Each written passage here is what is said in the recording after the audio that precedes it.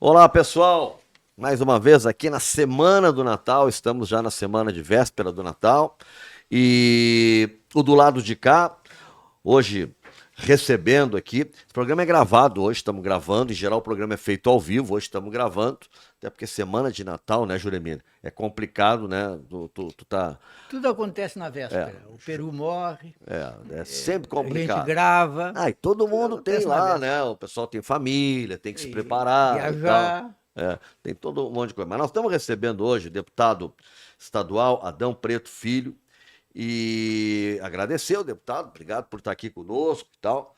E já desejando aí uma boa festa de Natal, né? Uma boa ceia, que o ano novo seja muito bom, deputado né? é de fé, né? Vir numa sexta-feira Hoje gravar antes de exatamente, o programa Natal, está indo hoje segunda, nós estamos gravando na na sexta-feira agora, sexta-feira, antes sexta-feira. da debandada geral.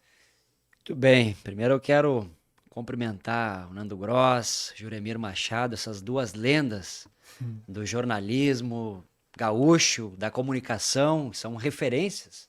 E também pelo posicionamento de vocês, sempre com muita firmeza, no lado progressista.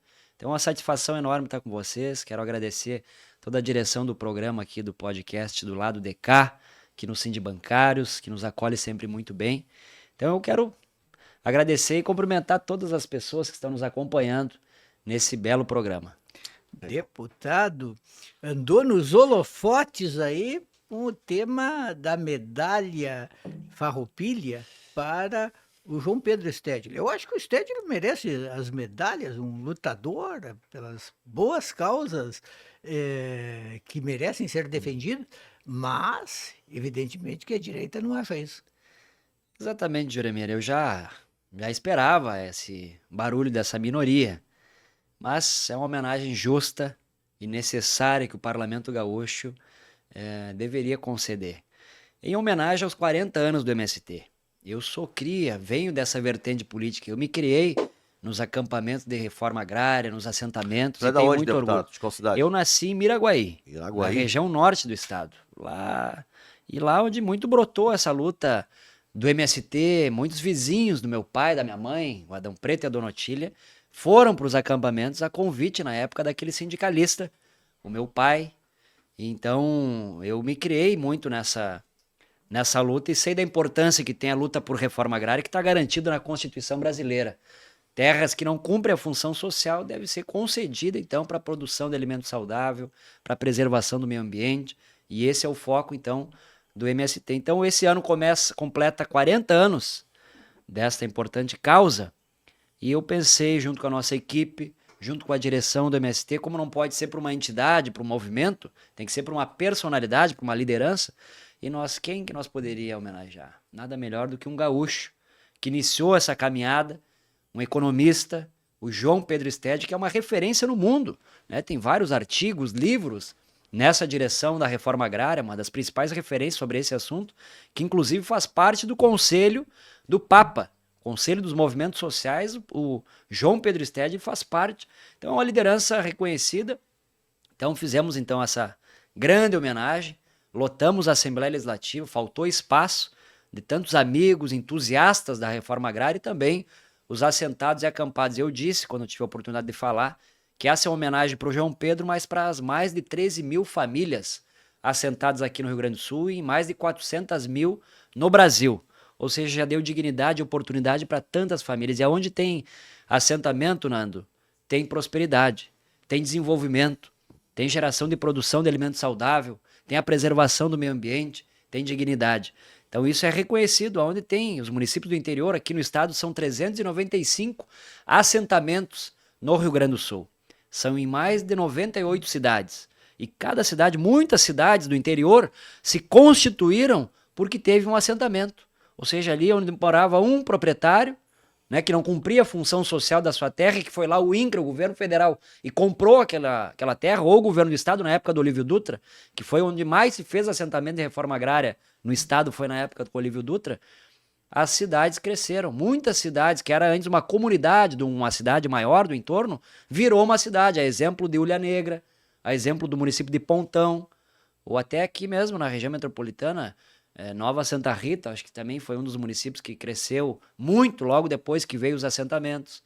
e ali tem várias culturas de produção. Ali tem um assentamento onde mora o deputado Marcon. Exatamente, o assentamento Copan, a Isso. cooperativa, tem o frigorífico. Então nós poderíamos passar horas e horas aqui, Juremir, falando de tantas produções. Uma delas é na questão do arroz. A maior produção de arroz agroecológico da América Latina está nos territórios gaúchos, nos assentamentos de reforma agrária. Ou seja, isso é a prova, né, que se desenvolve, que tem cooperativas, que tem agroindústrias, mas não só do arroz. Por exemplo, aqui na região metropolitana, e certamente vocês frequentam, ou muitas pessoas que estão nos acompanhando, as feiras agroecológicas. A exemplo aqui da Redenção, uma feira, boa parte daquela produção de hortaliças que estão ali sai Sábado dos de manhã. assentamentos aqui de Viamão, Eldorado do Sul, Nova Santa Rita e outros tantos assentamentos. Ou seja, tem muita produção onde era uma terra improdutiva, né, que não estava cumprindo essa função. No Rio Grande do Sul, a reforma agrária já se completou, ainda tem muito para fazer. Como é que está andando a reforma agrária neste terceiro governo Lula? Um bom questionamento, Juremir. Eu tenho ido e feito muitas reuniões também junto com a direção do MST, ao governo federal e também fazendo as devidas críticas ao governo do estado, que tem o seu papel, deve dar a sua contrapartida. Mas aqui no estado nós estamos com mais de 1.500 famílias acampadas, ou seja, com o sonho de ter o seu pedaço de chão para produzir, para ter, enfim, a sua família. Então precisa ter esse olhar. Tem muito investimento do governo federal, é importante reconhecer, na área de infraestrutura dos assentamentos, na melhoria da produtividade, né? Tem créditos com juros menores para a produção de alimentos saudáveis, então que as cooperativas, agroindústrias, os assentados estão conseguindo ter acesso, mas ainda tem muitas famílias que precisam de um espaço de terra. E tem São tanta quantas terra famílias, deputado? aqui no estado, 1.500. 1.500. Hoje, acampadas. Elas E estão a gente fala, em média, cada família, o quê? 4 pessoas?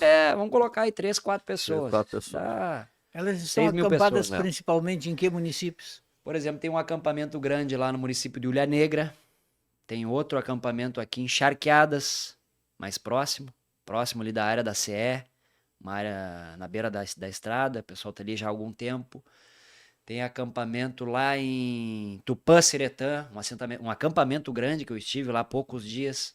Só lá tem umas 300 famílias, eu acho, naquele acampamento. E já há uma negociação para que essas Sim, pessoas consigam sim. ser assentadas? Inclusive, teve uma reunião importante agora da direção nacional do movimento com o presidente Lula e com o ministro do MDA, Paulo Teixeira, o presidente do INCRA, César Aldrigue, que é um gaúcho, inclusive aqui de Canguçu, para levar essa pauta. Então tem já uma mesa de negociação, o governo tem esse compromisso com a reforma agrária, né? Como eu disse, tem muito recurso importante que está chegando no tema da infraestrutura, que a gente sabe que não é só a partilha da terra, tem que ter investimento em educação, em saúde, em infraestrutura, equipamentos. Não adianta nós botar essas famílias lá a 30 quilômetros da sede do município, né, sem estrada, sem condições. Nós temos que criar todas as possibilidades para que essa família permaneça no campo com dignidade, né? O filho do assentado quer ficar lá, mas quer ter oportunidade assim como tem as pessoas que estão na cidade, tem que ter acesso à internet,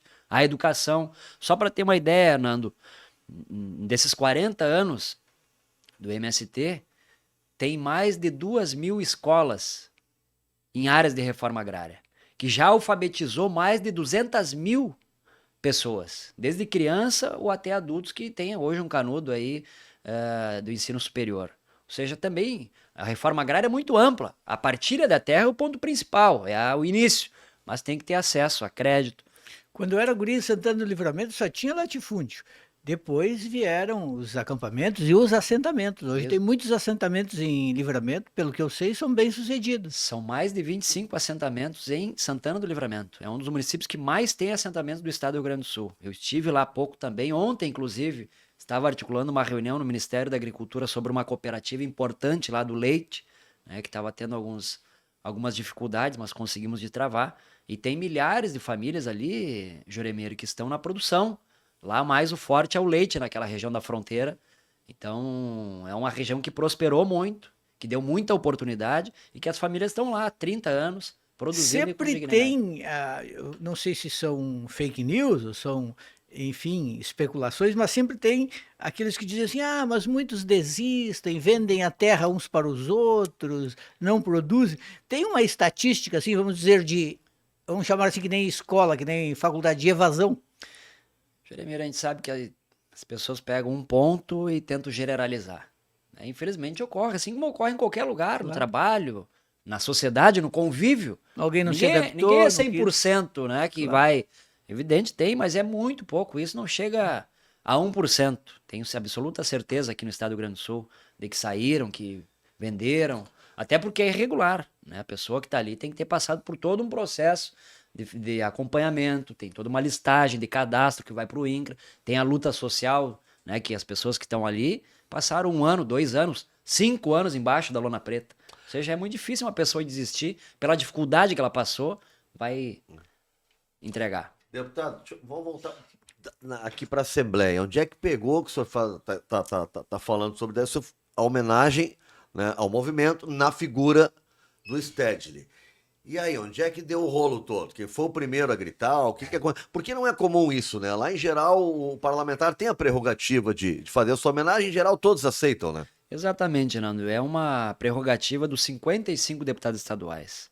Cada um deles e delas pode indicar uma personalidade, uma liderança para receber o mérito Farroupilha, que é a maior honraria do Parlamento Gaúcho. Eu recebi. Olha aí, justa homenagem. Foi uma homenagem feita pelo deputado Jefferson Fernandes, do PT. Eu acompanhei aquele momento. Não era deputado, porque era o meu primeiro mandato, acho que foi, faz o quê, uns 8? Eu acho que foi em 2019. 2018. Eu lembro desse momento. Então, Juremir e Nando, é uma prerrogativa de todos os deputados, né, de indicar uma personalidade e vai à apreciação da mesa diretora. Ela não é votada no plenário. É a mesa diretora, que são ali 7 deputados, das mais diversas bancadas. E eu encaminhei esse pedido lá em fevereiro, no início do ano legislativo. Protocolei o requerimento, né, em homenagem ao João Pedro, um economista de Lagoa Vermelha, em nome da luta pela reforma agrária, pelos 40 anos que completa esse ano. E foi aprovado por unanimidade. Todos os deputados que estavam naquela reunião votaram favoravelmente. Ou seja, a partir do momento que é aprovado na mesa diretora, a medalha já é concedida, já foi feita a concessão dessa honraria. É só, então, marcar a entrega formal, fazer o ato político, digamos assim, que foi o que nós fizemos na última semana. Um grande evento, né, que passou ali mais de 700 pessoas, não só dentro da Assembleia, mas que inclusive teve um telão na praça para as pessoas acompanharem. E aí, claro, depois da aprovação, quando eu anunciei que teria então a data de entrega, os colegas da extrema-direita, que é o perfil deles, né, de atacar, as fake news, a mentira, a inverdade, começaram a tentar fazer um movimento em direção da derrubada da homenagem. E eu falei a eles, olha, você tem que ler um pouco mais o regimento da casa, tem que aprender um pouco mais para fazer esse barulho que não vai ter nenhum objetivo a não ser atacar uma pessoa que vai ser homenageada pela Assembleia, pelo Parlamento Gaúcho, não é pelo Adão Preto. É a Assembleia que entregou. Então teve ali alguns colegas, uma minoria que fez esse movimento de abaixo-assinado, de requerimento, querendo protelar, querendo derrubar a minoria, mas fez um barulho danado, né, deputado? Fizeram, mas isso foi bom porque mexeu na estrutura e falou da importância de ter reforma agrária. Eu dei muita entrevista naquela semana, acho que fui parar muitas jornais em nível nacional, inclusive, que nos deram a oportunidade. Em todas elas eu falei da importância da produção, da importância da luta por terra, por reforma agrária, de mais investimento dos governos. Então acho que foi um barulho bom. Acho que foi mais positivo do que negativo. Deputado, você estava falando de extrema-direita. Hoje eu estava vendo o Jornal do Almoço da RBS e eles fizeram um pedido de desculpas muito curioso. Eles tinham dado uma notícia lá sobre 2 criminosos e disseram que os criminosos eram de extrema-direita. Aí no final do programa eles corrigiram. Assim, nós dissemos que eles eram de extrema-direita, mas eles eram nazistas. Eu achava que o nazismo era de extrema-direita. Pode ser, fiquei pensando, pode ser que nem todo cara de extrema-direita seja nazista. Mas todo nazista é de extrema-direita. Então eu achei que eles gastaram um pedido talvez de seja uma errata. Uma tentativa de criar um novo conceito sobre extrema-direita, né? Ou então daqui a pouco eles vão dizer que o nazismo era de esquerda. Tem uns que dizem. Na minha escola, nazista é de extrema-direita. Pois é, eu sempre pensei isso também. Mas enfim, foi essa essa discussão da medalha Mérito Farroupilha, mas ela foi entregue, Já teve foi medalha, está com João Pedro Stedley. E eu ainda falei pro presidente da Assembleia, não tem como nós fazer, presidente, 13 mil medalhinhas para entregar para cada família sentada, porque todos eles são merecedores. Eles preservam o meio ambiente, eles cuidam da natureza, eles produzem alimento saudável, têm dignidade, têm prosperidade. O município onde está ali o assentamento cresce junto, porque imagina, era uma família, agora são 300 e eles estão ali comprando no comércio, estão ali vendendo produto saudável, comercializando e todo mundo ganha com isso. A reforma é bom, inclusive para a democracia. Não existe democracia plena sem reforma agrária. Os que reclamaram muito, depois, no dia da cerimônia, apareceram? Ninguém apareceu. Ninguém apareceu. Teve deputado que disse que ia dar voz de prisão para o homenageado. Mas eu não enxerguei ele lá. Em nome de quê? Se ele falasse da luta, do povo ocupar, ele disse que é um crime contra a sociedade, ia dar voz de prisão para o homenageado. Mas no dia da homenagem eu não vi ele por lá. Não vi. Inclusive na sessão veio me cumprimentar. Ficou procurando a algema em casa. Batalha. Vieram me cumprimentar. Mas houve em Brasília um projeto, alguma proposta assim, de tentar se colocar como movimento terrorista o MST. Né? Em Brasília teve isso. Então há todo um processo. Mas eu lembro, por exemplo, o próprio governador do estado, tá? Ele foi, eu acho que em duas vezes nas cozinhas solidárias, né, durante a enchente. Exatamente. Né? Agradeceu lá o pessoal, o que é uma maneira de... Né, o simples fato dele estar lá, né, não sendo um governador do PT, por exemplo, né, um governador de centro, tal, eu acho que já é uma tentativa de dar um outro tipo de enfoque, né, pro movimento. Nando Grossi e Juremir, eu tenho dito para essa turma da extrema-direita. Invasão é o que fizeram dia 8 de janeiro na Praça dos Três Poderes. Terrorismo é tentar articular golpe de Estado e tentar matar o presidente eleito democraticamente. E tentar matar o ministro do Supremo. Isso é terrorismo. Então, o MST é isso que o Nando coloca aqui, é as cozinhas solidárias, que eu acabei de estar, antes de chegar aqui no programa, eu estava numa cozinha solidária, cozinha comunitária, lá na comunidade da Bom Jesus, que nós iniciamos esse projeto ainda na pandemia, liderado pela direção do MST, indo para as periferias, pessoas passando dificuldade, passando fome, e as cooperativas da reforma agrária, as agroindústrias, doando, né, sem cobrar nada. E não há um sentimento mais bonito do que esse, do que o ato da solidariedade, de estender a mão ao próximo. E isso está no cerne do MST, está no cerne dessa luta de 40 anos atrás. Então eu estava ali na Bom Jesus há pouco, né, toneladas de comida saudável que vão para essas cozinhas solidárias, muitos quilos foram de forma gratuita e agora nós temos um projeto de governo.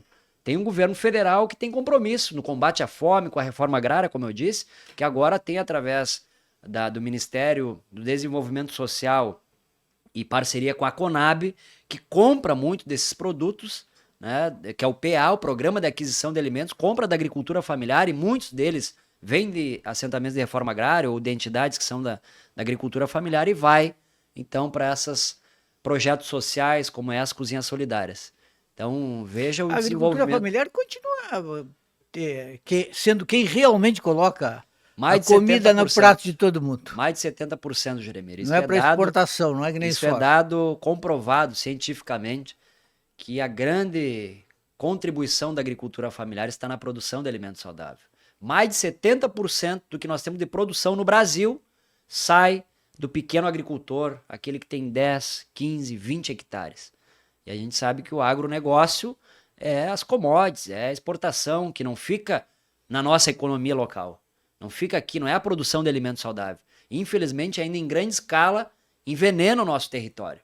E muitos agrotóxicos são proibidos no seu país de origem, lá na Europa ou na América do Norte, mandam para o Brasil, para o Rio Grande do Sul, como se fosse um laboratório. Os franceses andam indignados com o Brasil e com países da América do Sul, Argentina, por exemplo, porque eles acham que a produção aqui para exportação ainda não segue os padrões exigidos. Por exemplo, eles têm certeza de que se produz boi com muito hormônio, que eles não usam e não aceitam. Nós estamos vendo, Juremir, o alto índice de câncer no Brasil e no Rio Grande do Sul não é à toa. Isso é fruto dessa relação do ser humano, né, dos grandes produtores, com a natureza, com a produção, o agrotóxico, por exemplo, a pulverização aérea, que é comprovado, na Europa já proibiram há 15 anos atrás, outros países aqui da América já estão nessa discussão mais avançada, e nós vimos aqui na Assembleia Legislativa, infelizmente, um colega da direita, da extrema-direita, apresentando um projeto como uma pulverização, como a aviação agrícola, mas com o foco para dar segurança jurídica para a pulverização aérea, como se fosse um patrimônio econômico e cultural do estado do Rio Grande do Sul. Acredito que foi aprovado isso. Que está ajudando, inclusive, na extinção das abelhas. As abelhas, a Fundamentais da polinização. polinização. Então, isso tem um efeito muito grave. Né? É comprovado que apenas 30% da pulverização aérea de aviões cai no foco. O restante vai para os vizinhos, vai para o rio, vai para a mata, e todo mundo é contaminado. Imagina, a partir do momento que cai no rio, cai na vertente, cai na nascente, vai para a água, e nós estamos consumindo isso. Ou seja, o alto índice de câncer no Rio Grande do Sul está diretamente ligado com o abuso em excesso do agrotóxico. E aí todos nós estamos perdendo com isso.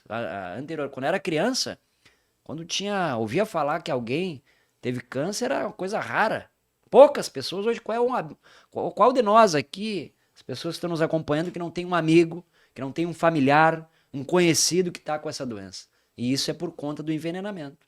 Isso afeta diretamente toda a sociedade. E aí há mais pessoas na fila do SUS, é mais pessoas precisando de apoio, né, e perdendo vidas. Deputado, a colocação dos alimentos, por exemplo, produzidos pelas cooperativas do MST para colocar eles à venda, eu noto que é uma certa dificuldade. Por exemplo, eu moro lá em Ipanema, tinha um lugar só onde eu achava o leite, o Terra Viva, tinha o doce de leite, que eu gosto, né? É bom. Mas também sumiu.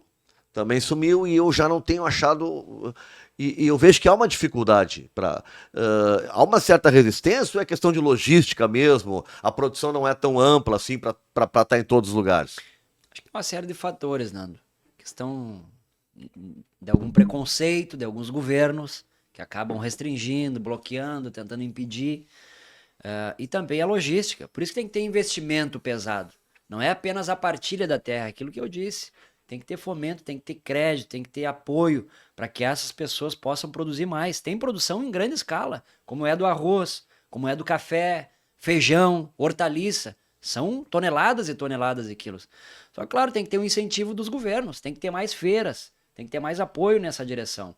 Então, boa parte desses produtos, hoje, através do governo federal ou de governos municipais, tem essas compras diretas, que aí vai para a escola, vai para merenda escolar, vai para assistência social. Então tem muita compra, até porque tem lei em garantia, né, que 30% tem que ser comprado da agricultura familiar.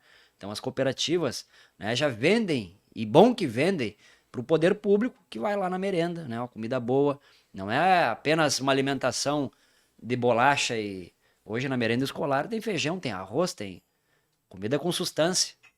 Porque a gente sabe também, né, Juremir, que boa parte das crianças que vão na escola, especialmente nas periferias, na comunidade, obviamente vão para aprender, para crescer, para desenvolver, mas muitas delas ainda é a principal refeição do dia, é a merenda escolar. Então é por isso que o próprio presidente Lula tem essa visão, que ampliou o orçamento em educação na compra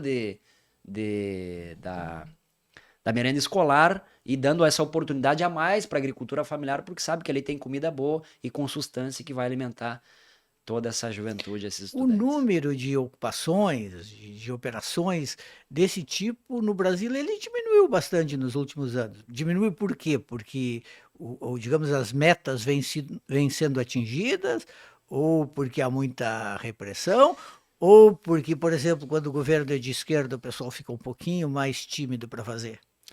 Não, Juremir, acho que a luta social sempre teve. Pode ser em algum grau menor, em algum momento. Por exemplo, nós vivemos agora há pouco tempo um governo fascista. E era um risco enorme tu botar um acampamento, por mais que teve, mas não teve tantos, por conta da preservação da vida dessas pessoas. Porque ali por trás disso vem a milícia, né? Quantas pessoas se armaram durante esse período? E eu pergunto para vocês, quem que está armado? É os assentados ou é o grande produtor, né? E aí o risco de perda de vidas, quantas pessoas nós perdemos ao longo desses 40 anos? Eu cito aqui o caso do Elton Brum, um acampado lá em São Gabriel, que eu fui no velório dele em 2010, não, 2010 exatamente, há 14 anos atrás, foi morto por um tiro de 12 nas costas, um acampado, que tinha ali o sonho de ter um pedaço de terra para sua família para produzir. E foi morto pela as forças de segurança daquele momento, que era governado pela Ieda Cruzes. Eu estava lá. E tantas outras mortes, né? Como foi Eldorado de Carajás. Então, nesse sentido, tem um cuidado da preservação. Depende do momento, tem todo um acompanhamento. Nós não podemos botar essas famílias em risco também. Então, por isso que nesse período, digamos assim, do governo anterior, teve uma certa preservação, um cuidado maior com a vida dessas pessoas. Deputado, estava vendo aqui, Juremir, o deputado Adão Preto também é coordenador da Frente Parlamentar de Homens pelo Fim da Violência contra a Mulher. É isso, deputado? Exatamente, Fernando. É uma pauta importantíssima que nós, homens, temos que debater com muita seriedade. Eu herdei essa bandeira, que era liderada, então, pelo Edgar Preto, meu irmão, quando foi deputado estadual, que iniciou esta frente parlamentar em 2011, que foi uma demanda, digamos assim, das mulheres. Eu lembro que o Edgar e eu estava junto com ele naquela reunião, uma plenária do dia 8 de março, e nós perguntamos o que nós podemos contribuir para essa luta, sem tirar o protagonismo das mulheres, mas ser um parceiro, um aliado, porque se tem violência contra as mulheres, Nando e Juremir, ela é praticada majoritariamente pelos homens. Então é com os homens que nós queremos dialogar. E aí se criou essa ideia de criar então a Frente Parlamentar dos Homens pelo Fim da Violência contra as Mulheres. E qual é o objetivo central? Como eu disse, é dialogar com os homens, mas fazer campanha de conscientização. Por exemplo, nos estádios, né, que lá ainda é um espaço ainda frequentado por a maioria homens. No alto... E olha que melhorou, né, deputado? Melhorou, eu lembro melhorou, na minha evoluiu. adolescência, assim, Era mais um novo, horror. era um horror. A mulher entrava no estádio, era um Nossa. horror. Então Nossa. a gente tem muita parceria, por exemplo, com a Federação Gaúcha de Futebol. Ontem mesmo eu tive uma reunião com a Federação Gaúcha Luciano Oxman, presidente. do futsal também. De futsal. Agora no meio automobilismo, né? Fizemos uma parceria. Mas eu acredito muito que para nós mudar essa cultura machista, preconceituosa, que infelizmente está enraizado na sociedade, mundo afora, mas aqui o nosso estado ainda é um pouco mais conservador, eu diria assim, infelizmente. Eu acredito muito na educação.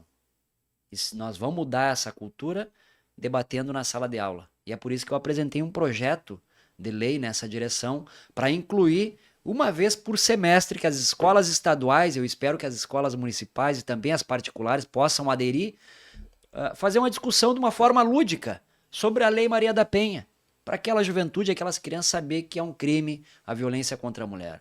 A violência física, a violência psicológica, a violência patrimonial. Então tenho certeza que se nós queremos mudar isso com mais força, com mais rapidez, é dialogando com essa juventude de 10, 11, 12 anos, para que logo ali na frente, quando ela tiver uma relação, ela vai saber, né, que a violência é um crime, né, que tem penalidade, né, que vai ser preso, que vai ser punido, que vai ter uma pena. Então é importante essa discussão lá na ponta. Às vezes discutir com uma pessoa de uma certa idade mais avançada é mais difícil mudar aquele sentimento que já vem do lado tataravó, né, que criança, que o menino não pode lavar louça, e aí parte lá de casa, né? Tem que mudar essa cultura, as divisões da tarefa, inclusive, lá de casa. Eu sou pai de 2 meninas, né? Qual é o futuro que nós queremos para essa próxima geração? A Joana, que tem 11 anos, e a Maitê, que tem 2 aninhos.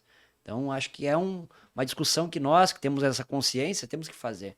Então, tem muitas campanhas de conscientização nessa frente parlamentar, tem um grupo de trabalho que ali tem assento o judiciário, poder executivo, as prefeituras, o governo do estado, o governo federal. Nós conseguimos uma conquista extremamente importante esse ano, que vai chegar o ano que vem, que é a Casa da Mulher Brasileira.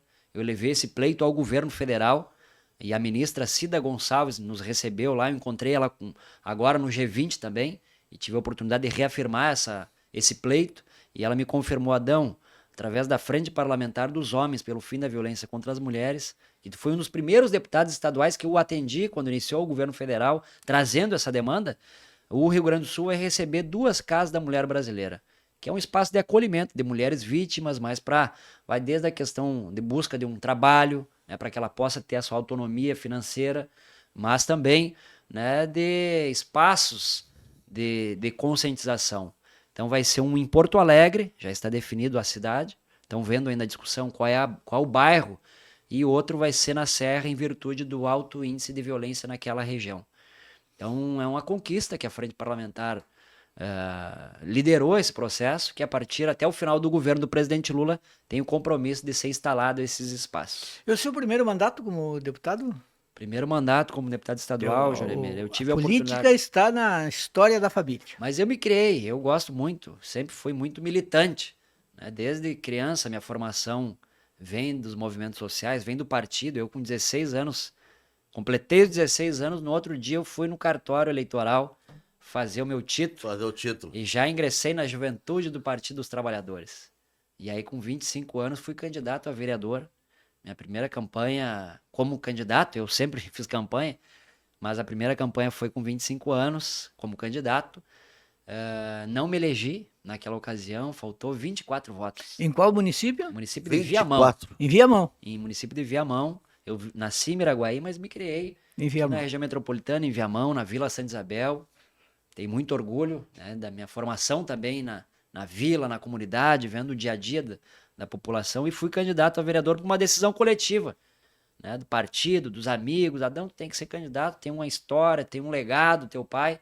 O pai tinha falecido há pouco tempo, e aí veio essa discussão ampla. Lá tem o assentamento Filho de Cepé também em Viamão, que muito da produção do arroz está ali em Viamão.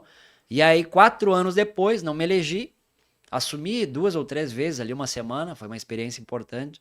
E a comunidade de novo fez essa discussão. Adão, vamos mais uma, foi tão bem. E bom, se nós conseguirmos ampliar esse leque de apoios, eu topo a parada. E fui, deu certo. Fui eleito vereador, aí com 29 anos, fizemos uma oposição forte naquele momento. São 21 vereadores e nós tínhamos 3 vereadores de oposição. Mas era uma oposição barulhenta. Inclusive o prefeito foi cassado, o vice infelizmente faleceu de Covid naquele momento. Então aquele mandato de vereador foi uma escola, né? E aí nós elegemos o prefeito na Câmara Municipal e o nosso campo progressista de esquerda, o nosso partido, me delegou a tarefa. Adão, vocês fizeram uma oposição tão forte, tão ferrenha, que tu tem que ser candidato a prefeito. E eu quase caí da cadeira. Não tinha pretensão. Imagina, primeiro mandato de vereador, mas aprendi com meu pai, o Adão Preto, que era um sindicalista, um agricultor e foi deputado, que ele diz: quando a força vem de forma coletiva, a gente tem que topar todos os desafios. E eu topei a tarefa. Mas tinha outros camaradas no nosso campo de oposição que tinham a pretensão de ser candidato. Eu falei: não, se tem gente, se nós conseguimos agregar, eu não tenho a pretensão, né, de ser o candidato a prefeito. Eu posso ser o vice, não tem problema nenhum.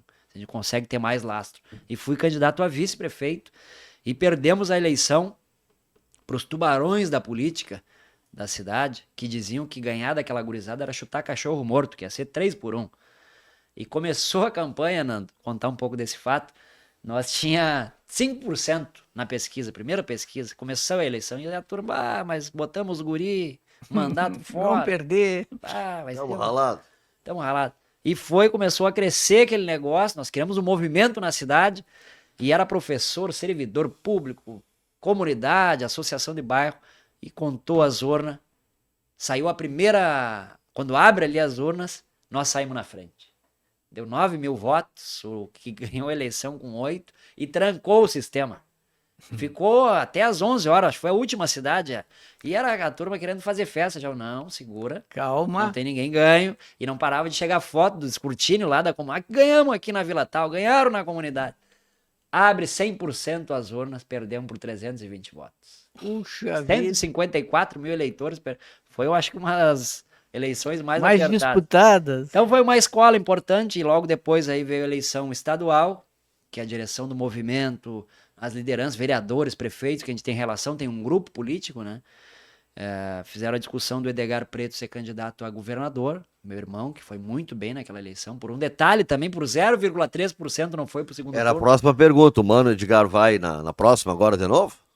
E aí, Nando, me delegaram a tarefa de ser candidato a deputado estadual e, bom, por esse legado, por essa decisão coletiva, nós chegamos, então, fazendo 66 mil votos, 457. 66.457. É uma votação expressiva. E, então, eu quero honrar cada voto, cada apoio que eu recebi nessa eleição de 2022. Tenho trabalhado muito, tenho acordado cedo, dormido tarde, percorrendo o estado inteiro, e aprendi com meu pai que não pode ser político Copa do Mundo, que aparece só na eleição.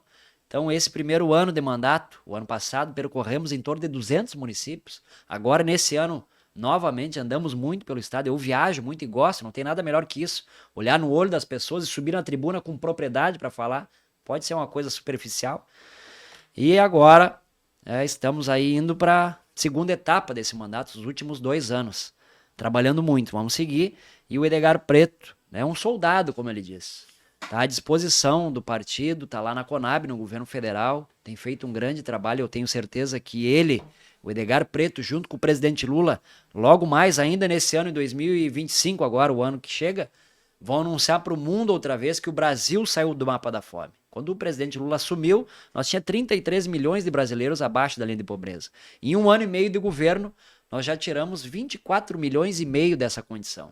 Ainda tem uma parcela significativa, mas eu tenho certeza, com a forma que está indo o país, crescendo, gerando emprego, gerando renda, o PIB crescendo acima do esperado, um dos países que mais cresceu a economia, né, acima dos pessimistas. E aí. com tudo isso, deputado, o mercado está descontente. está descontente. A inflação. Fazendo o dólar subir. E já vem um zum, A zum, gente sabe que zum. tem os inimigos do sistema, Tem. né, e o Banco Central é um deles. Bom, agora já É, o Roberto Campos isso. Neto já passou a bola. Já passou o bastão, mas foi ao longo desse início de governo. Complicou, infelizmente, a economia. Poderia nós estar numa situação muito mais favorável, mas tenho certeza que agora, os próximos 2 anos, vai ser muito favorável para o nosso país, gerando emprego, gerando renda, melhorando a vida do povo brasileiro. Isso dá para ver no semblante das pessoas. Nós percorri aqui, Nando e Joremir, a região de Porto Alegre, era filas de pessoas vendendo bala na sinaleira. Hoje a gente não enxerga mais tanto isso. Isso é o reflexo da economia. Essa é a mudança que o governo do presidente Lula vem fazendo, dando oportunidade para as pessoas. E o Edgar é uma grande liderança que está no governo federal. Quer dizer, 26 é um soldado e está à disposição. Claro que não é uma decisão individual, né? Tem todo o processo interno do partido. Nosso partido é um partido muito democrático. Mas começa por ele querer, né? Exatamente. Eu sempre digo, 50% é o candidato querer. Então, em E os 26, outros Edgar para governador, em 28, Adão para prefeito. Não tem essa pretensão. do Não, executivo. digo para prefeito, pode ser de Viamão, pode ser de Porto Alegre. Claro que não vou dizer que dessa água nunca vou beber, né? Já fui candidato, sei da importância, é uma formação importante, tu aprende muito, mas eu acho que eu sou mais do legislativo, eu gosto mais ali de fazer um embate, de fazer as defesas da população na tribuna da Assembleia, né? Ou em outro espaço, aonde for construído de forma coletiva. Mas o Edgar é um soldado, está à disposição do partido, né, para estar na majoritária, assim como tem também o nome do companheiro ministro Paulo Pimenta, né, que tem a vontade, o desejo de ser candidato ao Senado, já que o nosso mestre senador Paim está se aposentando, já declarou isso numa reunião do partido. Eu estive na casa dele e tive também em Brasília, no seu gabinete. Ele disse: Adão, eu cumpri a minha tarefa, né? São 3 mandatos de senador, cada mandato é 8 anos. Meus netos estão crescendo, não estou conseguindo acompanhar, acho que eu já contribuí, são 50 anos de vida pública, e é uma grande liderança do nosso partido que merece também o nosso reconhecimento e merece, né, ele ter essa vontade agora pessoal de parar.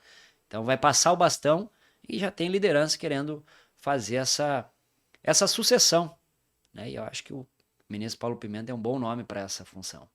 Deputado, que avaliação eu falo da última eleição, especialmente Porto Alegre, mas a eleição dos municípios, Porto Alegre, se a gente for ver, o prefeito ganha com uma boa margem, bem tranquila de votos, mas ao mesmo tempo ele perde para abstenção, que mostra que não era todo mundo satisfeito, mas também não viu alternativa do outro lado, né? Qual é a avaliação que faz o senhor aí dessa eleição? Olha, sinceramente, Nando, eu esperava que nós, campo de esquerda, não só do PT, Mas o campo de esquerda progressista, de PDT para cá, iríamos ter um espaço maior nessa eleição. Eu esperava e sentia isso. Eu percorri o estado inteiro, passei em 213 municípios, estava fazendo a conta agora do balanço do ano, durante esse ano, e muitos deles foi para fazer, né, articulação política e tal, e sentia que nós iríamos dobrar o número de municípios. Hoje o PT, Partido dos Trabalhadores, tem 23 municípios, governado pelo nosso partido no estado. É pouco, são 497. Chegamos a governar 73 no auge do nosso partido. E hoje tem 23. E a eleição nos concedeu 21 prefeituras. É um número muito aquém, né? Eu esperava mais. Aumentamos em número de vice-prefeituras, são 34 vice-gestões que nós vamos estar liderando. Vereadores são 361 que nós elegemos no estado. Nós tínhamos 397, perdemos algumas cadeiras. Mas em proporção, em número de municípios, eleitoralmente o PT cresceu. Ganhou municípios importantes, como o município de Pelotas, que é uma grande cidade, um polo. O município de Bagé, com Mainardi, em Pelotas com Marrone. Voltamos a governar Rio Grande, que é um polo extremamente importante, econômico do nosso estado. A prefeita, ex-prefeita, não, prefeita ainda de Pelotas, ela apoiou o Marrone, né? No segundo turno, sim, segundo turno. Nos apoiou. Então, certamente foi um gesto também, porque no segundo turno, a nossa ampla base apoiou o PSDB no segundo turno, né? Aqui para o governo do estado, que é a cidade do governador, Pelotas. Então, ganhamos lá em Pelotas, uma cidade importante, assim como ganhamos tantas outras cidades aqui do estado do Rio Grande do Sul. Aqui da metropolitana, esperava que nós tínhamos a possibilidade de ganhar municípios importantes, mas infelizmente não tivemos êxito. Conseguimos manter a prefeitura de Nova Santa Rita, né, governada pelo Partido dos Trabalhadores, que está indo já para o seu 4º mandato. E o prefeito ganhou com 80% de aprovação. Foi uma das maiores aprovações aqui do estado. Mas é esse o cenário, né? A política ela é muito dinâmica. Infelizmente não foi do jeito que nós esperávamos. Mas em nível nacional, conseguimos aumentar o número de cadeiras no legislativo municipal e também nas prefeituras. Teve um aumento aí de 30% do Partido dos Trabalhadores. Mas tinha uma avaliação ainda maior que isso, né? Tinha uma expectativa que nós íamos, inclusive, dobrar o número de prefeituras no Brasil. Mas, infelizmente, não foi o caso. Mas é uma luta desigual, né? Muito poder econômico, muita estrutura da extrema-direita, que, infelizmente, ainda Voltando ao assunto da reforma agrária, o Rio Grande do Sul ainda tem grandes latifúndios, ainda tem terras assim que ultrapassam uma dimensão razoável, racional, bem explorada. Tem latifúndio improdutivo? Tem latifúndio improdutivo. Tem Em muito que regiões?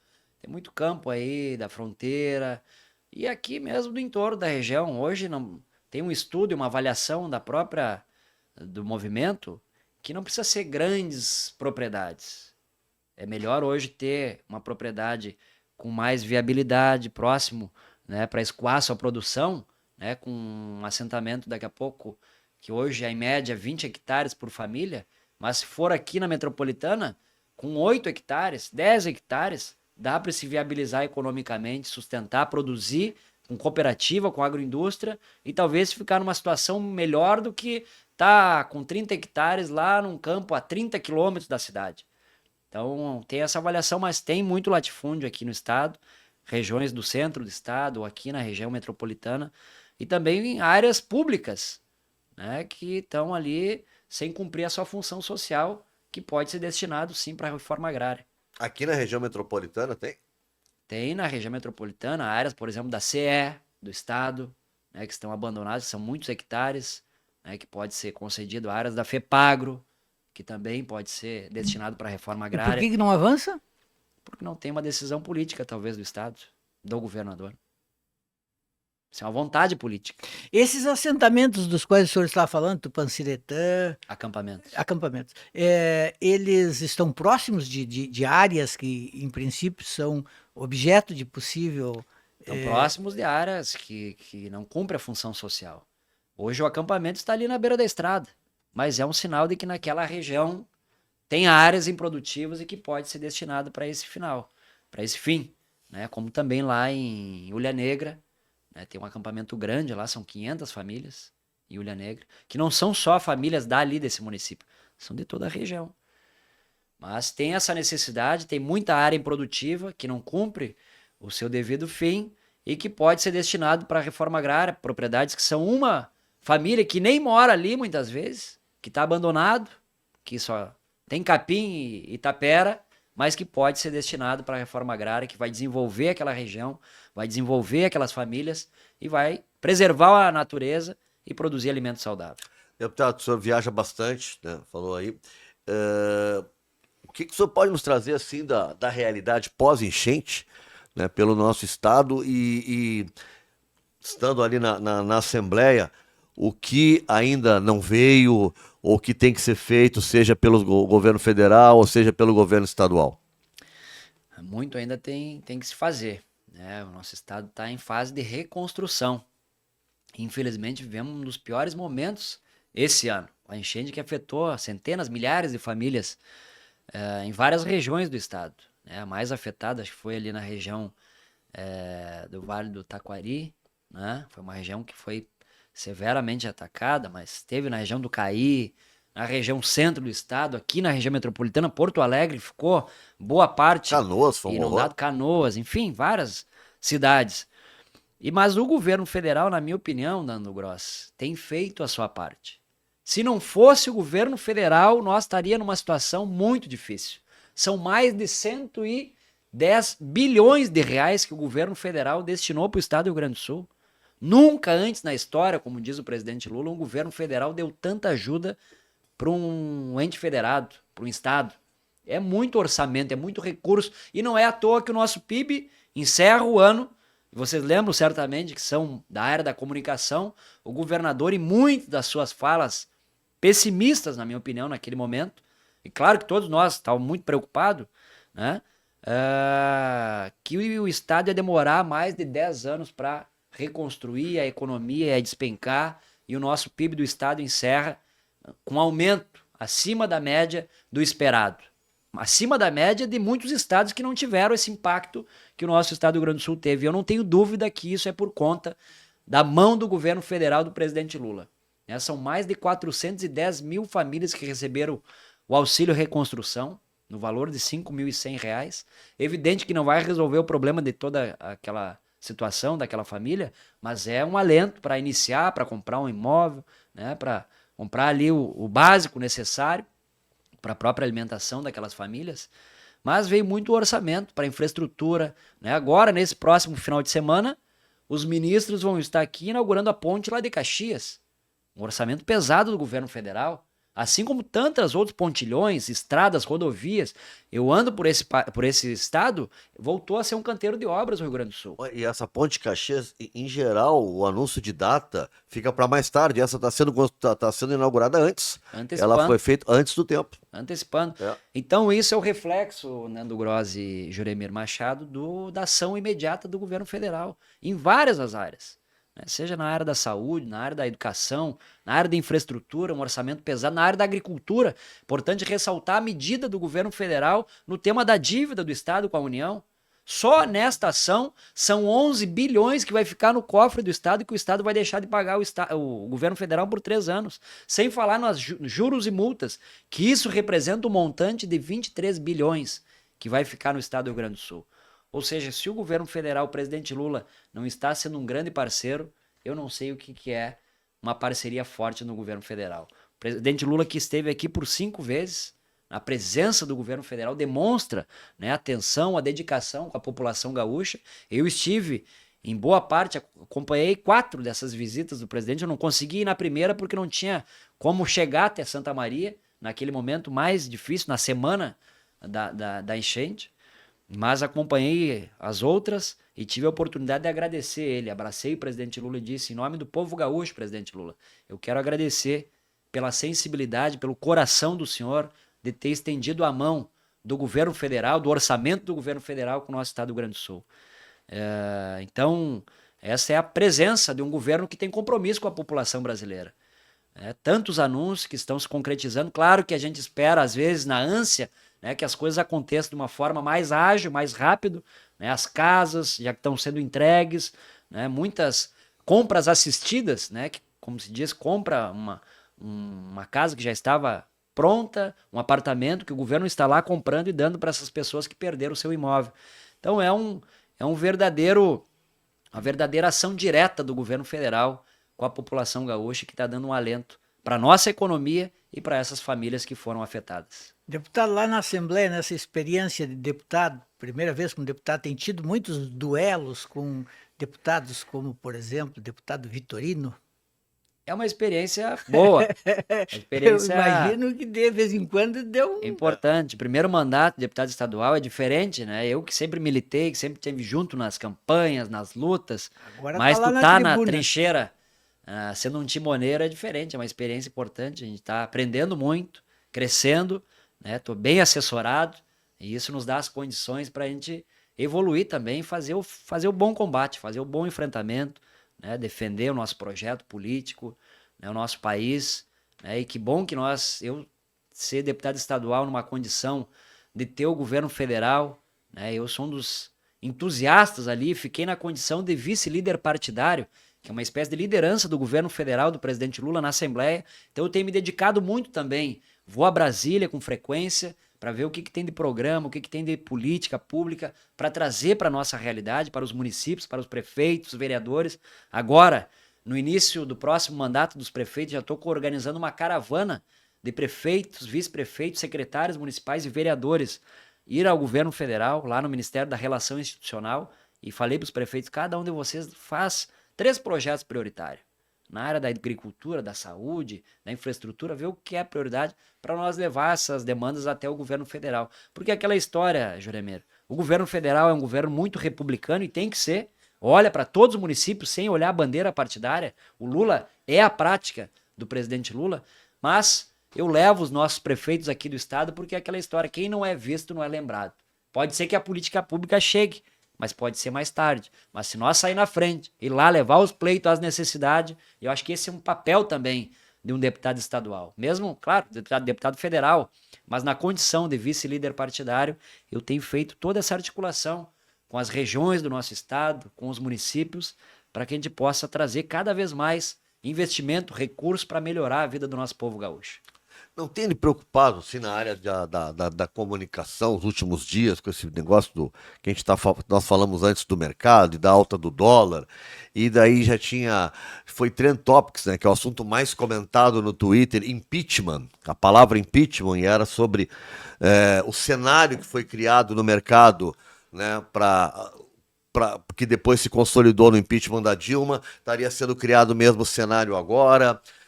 Só que a gente falou lá no início, a gente vai ver o menor desemprego da história, o PIB está crescendo. O que está acontecendo que daqui a pouco parece que o país está em crise?